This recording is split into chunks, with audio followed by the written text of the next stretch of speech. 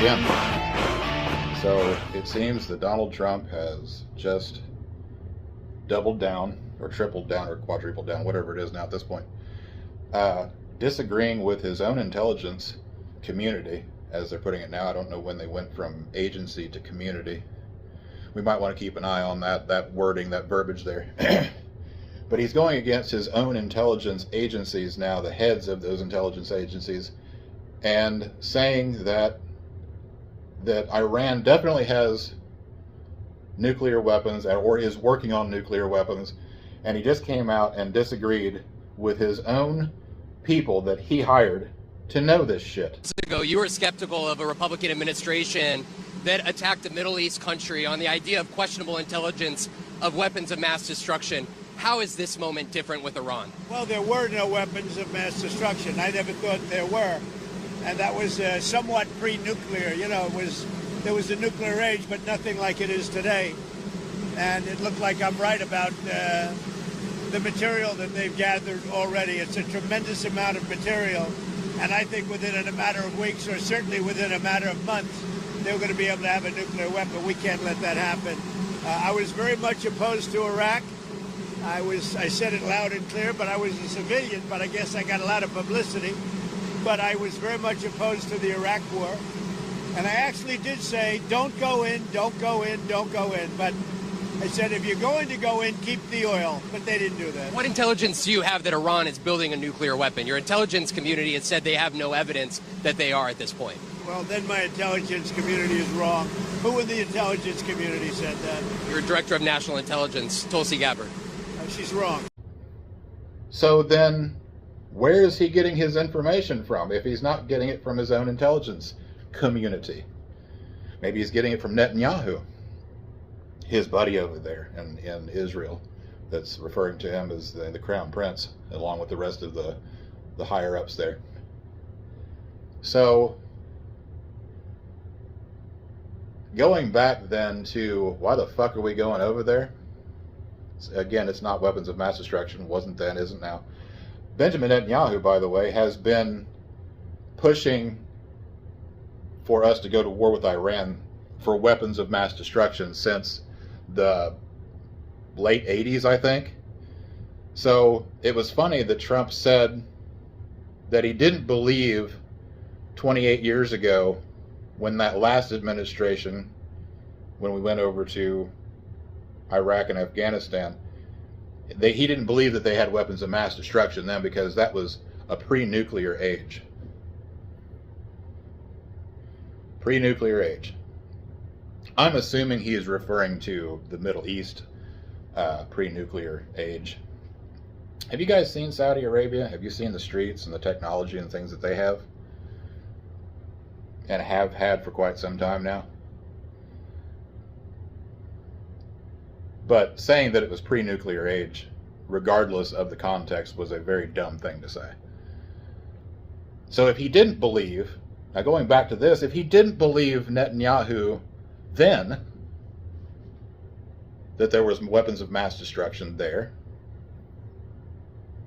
then why would he believe him now? Perhaps it's because then Netanyahu was rubbing the balls of George Bush Jr., the Bushes, the Texas oil tycoons, Bush family. So now it's Trump that's in there, but now it's different. Now it's different because he's in there. So what's Trump after? Well, I'll tell you what he's after. He's after all those rare earth elements that are over there. Iran is second, I believe, only to China in having the world's reserve of rare earth elements. Yttrium, lithium, and then, of course, all the ones everybody knows, copper, gold, silver, etc. Along with a whole bunch of other ones that I can't remember, but it was a long list. And they've got a lot of it over there, and they're currently trying to mine it. And how are we going to get those rare earth elements out of there once they go over there? Well, there's a whole lot of people in El Salvador right now that are going to be willing, under duress, quite a bit of it, at gunpoint more than likely, to go over there and mine all of that shit for free, really. It won't even be pennies on the dollar. It'll be free. it'll be run that dozer, swing that pick, push that cart, or we'll shoot you in the head and leave you in the desert. And no one even knows we have you anyway. How many thousands of people do they probably have in El Salvador now to do these things, and it's growing every day? Interesting. So we're going over to into a war with Iran once again to fuck shit up. Number one, fuck shit up. Do a regime change. But more importantly, number two, we're going over there to steal a bunch of shit. Because our economy is in the shitter. And instead of telling the CEOs who funded Trump, instead of Trump's administration telling them, hey, war's probably not the greatest idea, because the people, your vote, again, doesn't matter. It's the CEOs and the owners of these massive companies that funded the Trump administration that are now chewing his ass, saying, what did we pay for your campaign for? What are we funding you for if you're not going to give us a war with Iran?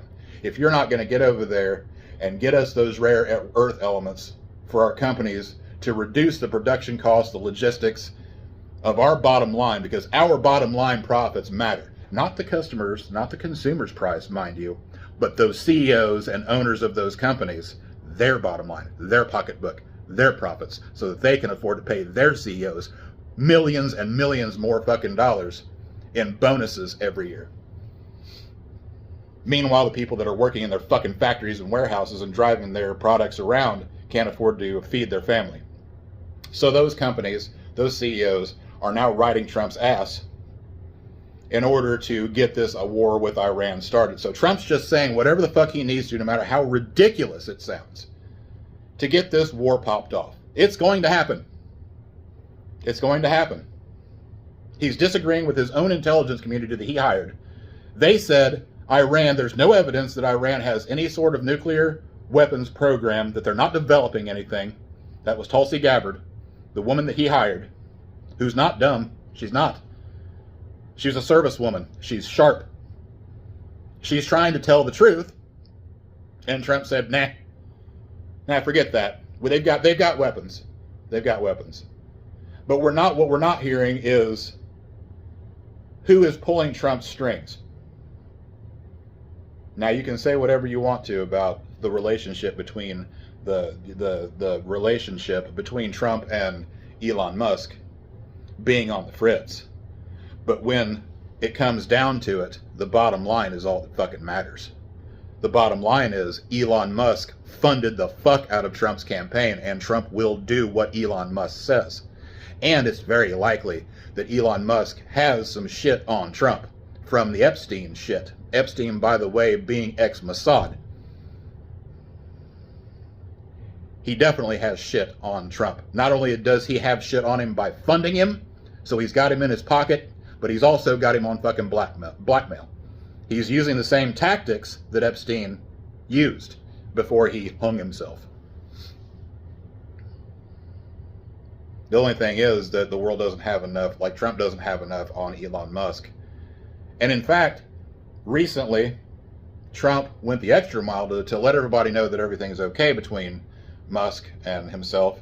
He went through and retweeted, I believe. I don't have an X account, but I listen to other news sources and I read and I do my own research so that I guess so you lazy bastards don't have to. You're welcome. You're welcome. But would you mind subscribing and liking and commenting? I would appreciate it.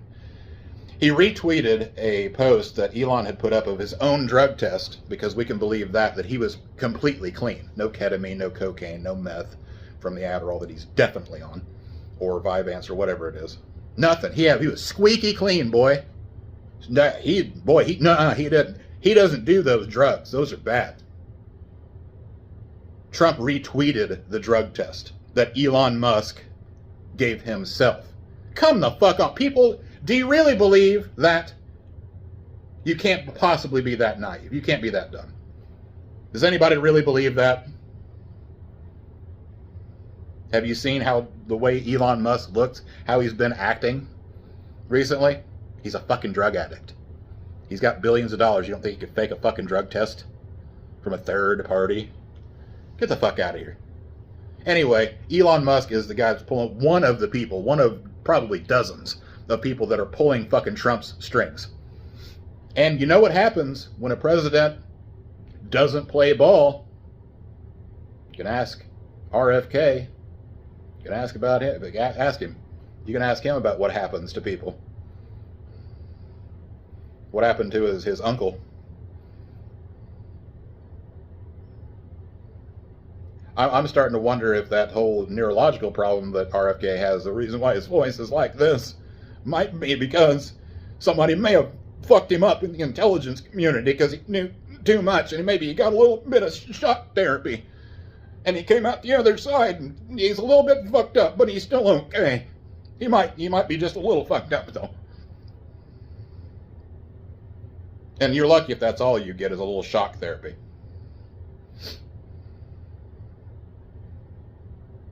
So, who knows, maybe I'll end up getting a little shock therapy sometime, but I'm still going to talk. And if you're willing to listen, then I'm willing to take that chance. If you like what you heard, like, share, subscribe, definitely comment. I appreciate any kind of comments you want to give, even if it's just howdy doody. Put it down there. If you didn't like what you heard, I appreciate you sticking around as long as you did. Be sure to go down there and shit post all of your opinions. I'll listen to them. I'll consider them, and I will probably take a shit on them while I'm at it.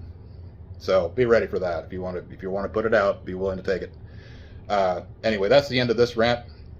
I'm going to try to shorten this one up a little bit because the upload speeds at my house are just absolutely horrendous. And I got to go try to make some money today. So getting this out as quick as I can.